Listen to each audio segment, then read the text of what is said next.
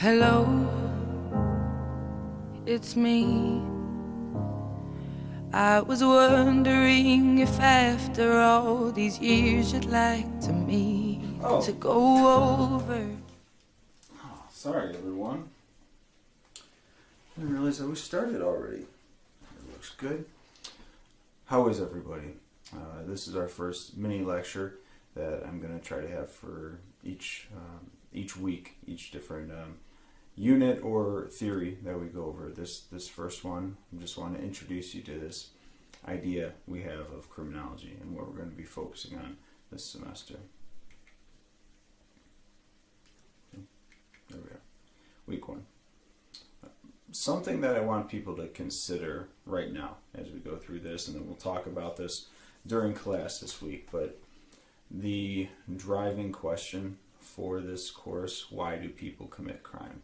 And it seems like a very straightforward question, but there are a lot of different routes we can take. One of them is even questioning, in fact, what crime really is, the social construct of crime. But keep that in mind. We're going to talk about that. I want you to see what comes to mind first when you think about why people commit crime. What one word comes to mind? It could be very general, no self-control, impulse, friends, money, drugs, mental health. All those words might come to mind for people. Learned might be another word that comes to mind for people. And those are fine. Those are good responses because all of those words, the ideas behind those words, we're going to see those in the different theories that we go through. But keep that word in mind. We'll talk about it a little bit, but also I want to see what your answer is going to be at the end of the semester, right? What that word is at that point after going through all these theories. Because, taking a guess here, but people know a few theories probably, or a few general ideas of why people might commit crime, but I'm guessing most people don't know too much about the theories that we're going to go through. And believe it or not, before we got into this idea of criminology, the main focus on, there wasn't a main focus, so to speak, on why people committed crimes or deviance, which is the case usually. If there aren't any laws in place, then there's no crime. So we also focus on deviance, but quite often there is a spiritual aspect, this evil aspect. People were possessed by demons, they were witches, there was the supernatural that was involved because people didn't have the wherewithal to understand rational decision making and understand contexts of society. It was good people are good and bad people are bad for some other reason. The devil, demons, witches, whatever the case.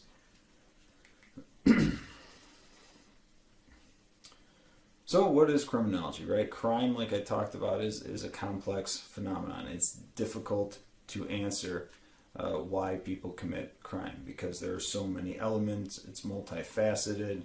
We need a systematic study.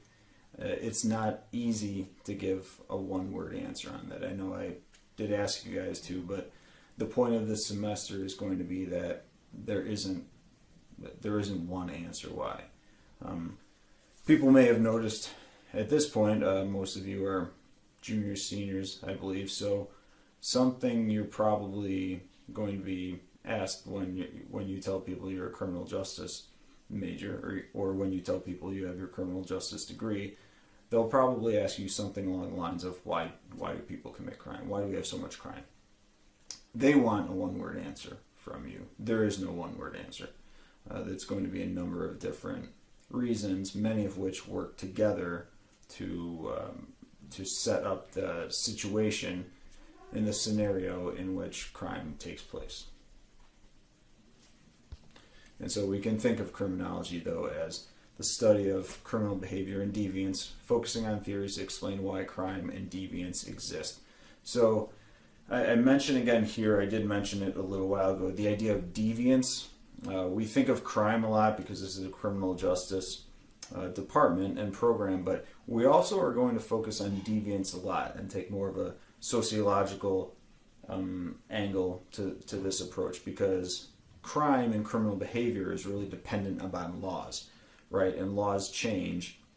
And so when laws change, then what is criminal changes. So that's why we like to focus on deviance a little more, because we want to understand why some people don't stick to the norms, why some people deviate from those norms, because a lot of that deviance, the deviation from the norm, results in criminal behavior, whether it results in people being victimized or any other violation of the law.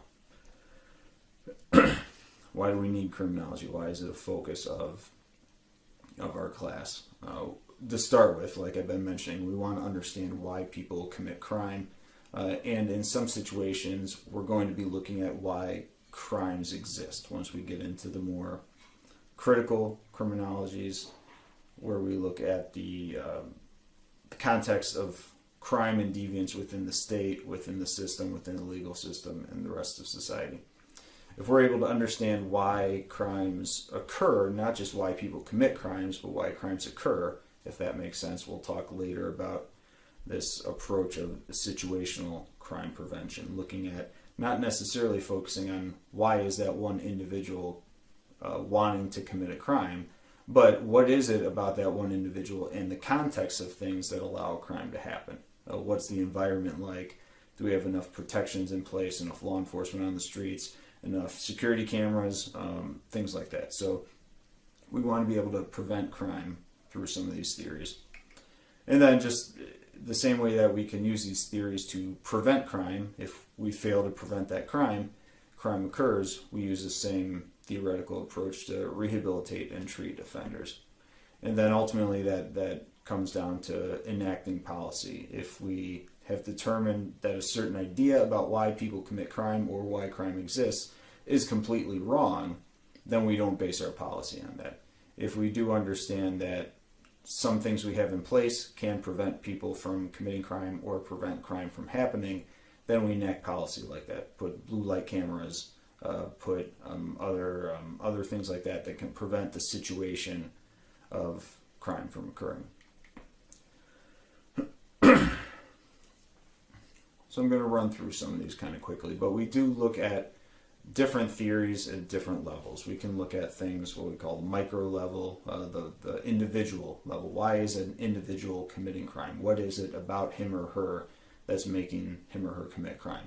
So psychological, biological, thought processing, self-control, all these things are individual aspects of criminology that we'd focus on.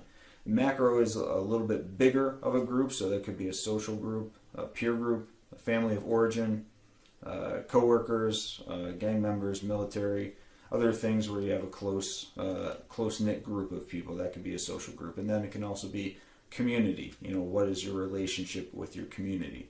Theory suggests that if you have tight bonds, then that's going to prevent you from committing crime, because there's not going to have the drive to commit crime, and because you feel you could jeopardize those bonds. If you're very tight with your community, there are exceptions, but if you're very tight with your community, chances are you're not going to want to commit crime as much, because that could jeopardize the status.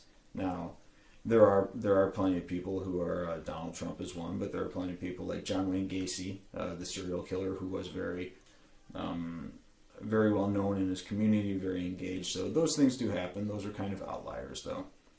Conflict theory is similar to the critical theory that I mentioned a little bit before. We kind of look at not necessarily why individuals commit crime, but what about society and inequalities of gender, race, socioeconomic inequalities that could relate to strain theory, which we'll talk about. How do those interact with individuals and groups of individuals, subcultures, different communities of color? How do those interact to create a situation where crime is not necessarily wanted, but necessary, or at least it occurs? So we look at that in conflict theories, and some elements of capitalism and stuff like that. We'll talk about that a little bit. And then an overarching approach, kind of a paradigm of human nature, kind of involves the micro and the macro, but we have a number of different theories that focus on just the natural proclivity for individuals to deviate or do things that would be considered crime. So not necessarily being instinctively drawn to committing crime, but instinctively drawn to having your needs met. And in the context of situations, if I'm hungry and I want to grab an orange, if I grab an orange from my dining room table, that's fine. If I'm at the market and I'm hungry and I want to grab an orange, then that's stealing, right? And the idea is that that's a natural thing, but through somebody's upbringing and through society, we've come to understand that you can't just take a belonging of someone else. In the supermarket, you can't just take what you want at that time unless you pay for it. So there's going to be different elements of human nature and what is good and bad within the different theories that we talk about. Just a couple of mainstream theories. The two main ones we're going to start off talking about next week, really. We're going to focus on that. Classical school takes this approach where people have the free will to choose what they want. My neat little meme here. So people have the opportunity to make a good choice or a bad choice, and depending on a number of things, cost-benefit analysis, not feeling that they'll be held responsible for what they do, they will decide to make the bad choice, the deviant choice, the criminal choice. So that was in place for a long time, this idea that we don't really need all these different theories about crime and reasons as to why people commit crime. They choose to commit crime. People have free will, they choose to commit crime. And that was in place for a while. And then we started to look at how some of these other elements may factor in, these social elements, biological elements. When we talk about positivist school, a lot of what we focus on is actually going to be the biological element, because one of the key components of these the school of theories is that they focused on people being predisposed to crime, having biological elements. And there's a lot of issues that go along with that, and we'll talk about those in length, and issues of eugenics and other things. It's very difficult when you say that somebody is predisposed to commit crime, because you're not left with a lot of policy options, right? But other elements of positivist school, other elements of positivist school brought in other social elements. And the idea behind positivist school is you wanted to be positive about something. So you wanted to bring in scientific inquiry, evidence, research, different from what we had established with classical school, which was just people wanted to commit crime, so they commit crime. So the positivist school started this process of us looking at all these different elements that could be a factor in why people commit crime. So that brought us, like I said, that kind of started the ball rolling on involving different social elements. So we'll look at, I'm not going to go into each and every one of these, but we'll look at control theory, some other social learning theory, differential association. Enemy strain is kind of the idea that those other ones are somewhat individual. Enemy and strain theory is the idea that we live in a socially structured society where not everybody has the same amount of resources, opportunities, what have you, because of race, gender, class, other elements. And so those who are lowerly disadvantaged, I don't know if lowerly is a word, but less advantaged, they're more likely then to compensate for the lack of resources by committing crimes, because what they're doing is considered deviant, but perhaps what they're doing is just to try to get to that same level as other people. But that's a pretty prominent theory, strain theory. We'll talk about that. There's also a general strain theory, which I really like, but it just goes a little step further and says that the same general approach as strain theory, but we say that money isn't the only thing that presents strain for people. People are under stress for a lot of different things, and strain can be losing something important in your life, failing to achieve something important in your life, or not reaching a goal. So that can then, if people don't cope with that the correct way, that can result in violence, drug use, other things like that are criminal. And then those conflict critical theories that I mentioned before, we have a few of those that we're going to focus on that take the shift away from the individual or the community or what's leading up to the crime itself, but we focus more with these theories on why we consider certain acts to be crime, labeling theory, what happens when we consider them to be crimes, how does the state then, state intervening affect what we consider crime, and how likely somebody is to be a criminal, so there's like a self-fulfilling prophecy element to it. And then some other theories that, like I said, focus on inequalities and look at what role that has in deviance, and if certain acts are considered deviant and they are disadvantaged to people because of inequalities. So, like I said, this class is going to look at why people commit crime. But when the question is posed, why do people commit crime? There's not a real answer. If you're hoping from this class to find what the real answer is as to why people commit crime, there's not one real answer. There may be, the other thing we'll get to throughout the semester is to approach the question, why do people commit crime, is the wrong approach to take. What we need to be doing is saying, why did that person commit that crime? Why did that person deviate? Why did that person do that? Because it doesn't matter. There may be theories established through science and research that show trends of how people act and can predict, hopefully, how people act in certain situations. But still, each individual acts on his or her own. So we can only explain an individual crime. We can take a collection of theories we have and understand that this one applies the best, which is what you'll be doing for your final paper. But what we need to focus on is, why did that person commit that crime? And we should be able to figure that out. As a society, we can figure out why this one person committed crime. But it's not going to be the same for each person. And we'll talk about that. Coping and not coping, rather. Perception is going to be a key in this class that I want us to take away. And it's not our perception, but it's the perception of the individual. Because we have some theories, like I mentioned, general strain theory, where we look at people experiencing a strain and then in turn they commit a crime. School shooting, for instance, right? Somebody feels that they've been betrayed, or feels like they've been, looked down upon, or whatever the case may be, and because of that, or they lose a job or something like that, because of that they commit a mass shooting.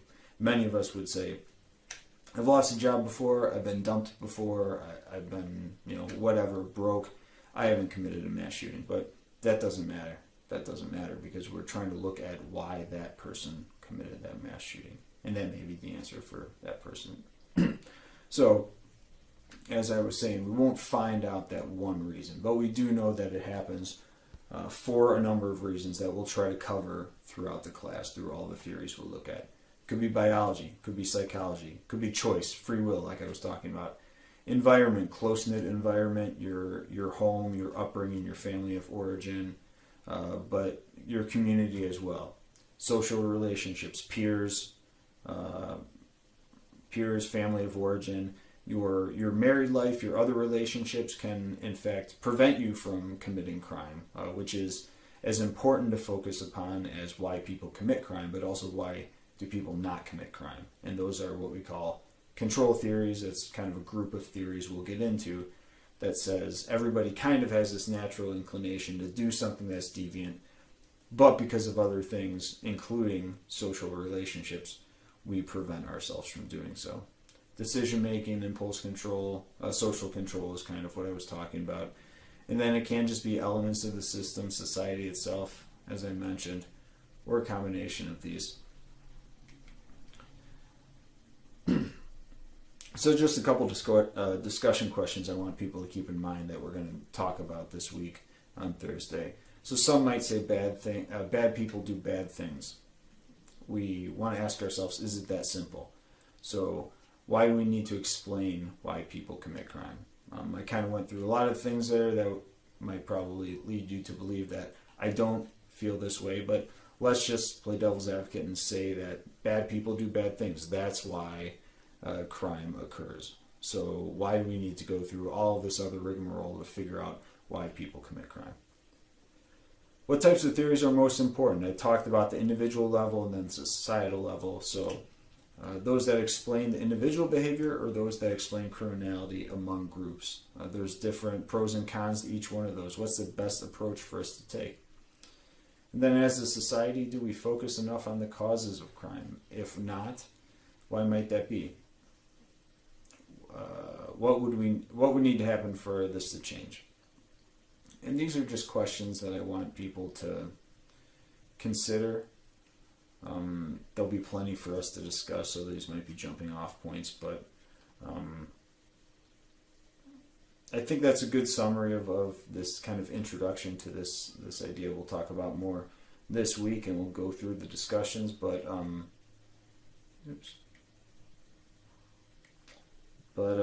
yeah, until then, I'll see you guys on Thursday, and gonna listen to some music.